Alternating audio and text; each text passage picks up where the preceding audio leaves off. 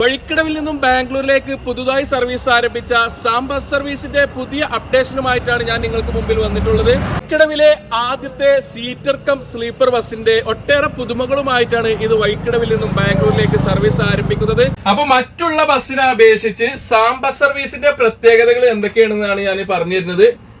24 push back സീറ്റുകളാണ് സാംബസ് service ഇതിൽ ഒരുക്കിയിട്ടുള്ളത്. 24 ആളുകൾക്ക് കിടന്നു പോകാനുള്ള സൗകര്യം കൂടി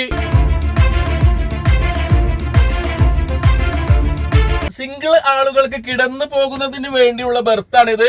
ബെർത്ത് മേലെയും വരുന്നുണ്ട്, താഴെയും വരുന്നുണ്ട്. മൊബൈല് ചാർജ് ചെയ്യാനുള്ള ചാർജിങ് പോയിന്റ് ഉണ്ട്. ചാർജ് ചെയ്യുന്ന മൊബൈല് ഇതിലാണ് വെക്കേണ്ടത്. ഫോണ്ട് ലാമ്പ് ഉണ്ട്, AC ഉണ്ട്, അതേപോലെ മ്യൂസിക് കേൾക്കാൻ ഒരു ബോക്സ് ഉണ്ട്. നമ്മുടെ ഹാൻഡ് ബാഗ് വെക്കാനൊരു സ്ഥലമുണ്ട്. കുടിവെള്ളത്തിന്റെ കുപ്പി വെക്കാനുള്ള ഒരു ബോക്സും ഉണ്ട്. സാംബസ് സർവീസിന്റെ തന്നെ കുടിവെള്ളം ഉണ്ട്. നമുക്കൊരു ബ്ലാങ്കറ്റ് തരുന്നുണ്ട്. നമ്മുടെ സൗകര്യം പോലെ മറക്കുന്നതിന് വേണ്ടി കർട്ടനും ഇതിൽ ഒരുക്കിയിട്ടുണ്ട്. നമ്മുടെ ചെരുപ്പൊക്കെ വെക്കാനുള്ള സൗകര്യം കൂടി ഉണ്ട്. അപ്പോ 2 ആളുകൾക്കും ഇതിൽ സുഖമായിട്ട് കടന്നു പോവാം. കർട്ടൻ ഉണ്ട്, അതേപോലെ 2 ബ്ലാങ്കറ്റും നമുക്ക് അവർ തരുന്നുണ്ട്. സാംബസ് സർവീസിനെ കുറിച്ച് ഞാൻ കൂടുതൽ പറയേണ്ടതൊന്നും ഉണ്ടാവില്ല.